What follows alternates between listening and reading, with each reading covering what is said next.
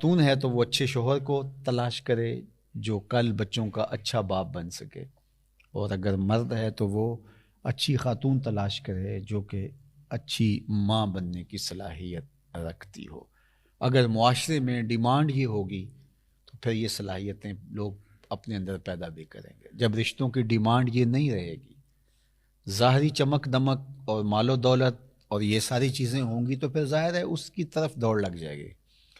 اور جب اوصاف حمیدہ اور اچھی عادات، دینداری اور یہ چیزیں عورت کے لیے معیار قرار پائیں گی تو پھر رجحان فطری طور پہ ادھر ہو جائے گا۔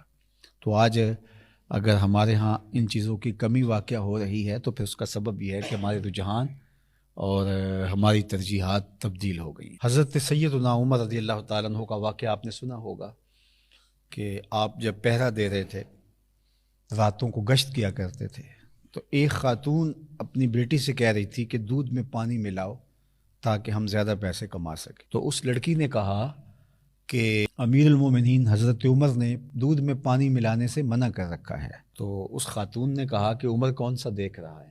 تو اس لڑکی نے کہا کہ عمر تو نہیں دیکھ رہا، عمر کا رب تو دیکھ رہا ہے۔ حضرت عمر رضی اللہ تعالیٰ عنہ بہت متاثر ہوئے اور اس دروازے پر نشان لگا دیا۔ واپس آئے، صبح ہوئی تو اپنے بیٹوں کو بلایا، اپنے بیٹے سے کہا کہ میں جو ہے وہ تمہارا ایک خاتون سے نکاح کرنا چاہتا ہوں۔ تو انہوں نے کہا کہ جس طرح آپ کی مرضی ہو۔ تو پھر آپ نے اس گھر پیغام بھیجا اور اس بیٹی کے رشتے کے لیے اس کی ماں سے کہا۔ تو حضرت عمر کے فرزند کا نکاح ہوا اس خاتون سے، ان سے ایک بیٹی پیدا ہوئی جس کا نکاح پھر عبدالعزیز سے ہوا، اور اس عبدالعزیز سے اور حضرت عمر کی پوتی سے پھر ایک بیٹا پیدا ہوا جس کا نام حضرت عمر بن عبدالعزیز ہے۔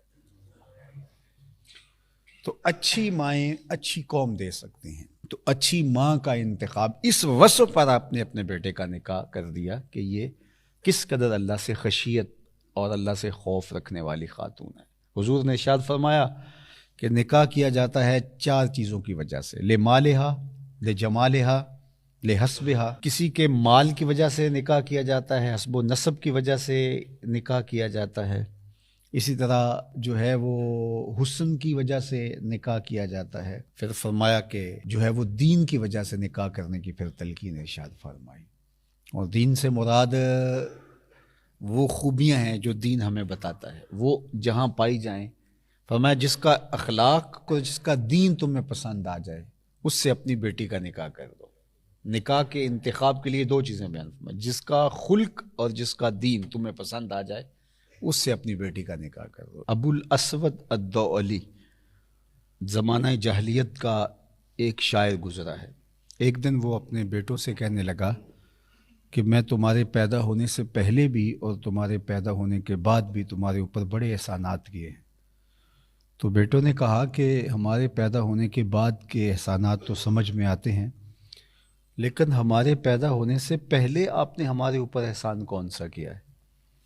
تو ابو الاسود الدؤلی کہنے لگا اپنے بیٹوں کو، اپنی اولاد کو، کہ میں ایک شاعر ہوں، اور شاعر کی طبع کے اندر جو حسن پسندی ہے تو بیوی کے انتخاب کے لیے اس کی اول ترجیح یہی ہونی چاہیے تھی، لیکن میں جب اپنی بیوی کی تلاش میں نکلا تو میں اس خیال سے تلاش کیا کہ جو میرے بچوں کی بہتر ماں بن سکے، تو میں نے اپنے جذبات کی قربانی دے کر تمہارے لیے اچھی ماں تلاش کی، اپنے لیے اچھی بیوی تلاش کرنے کی نسبت۔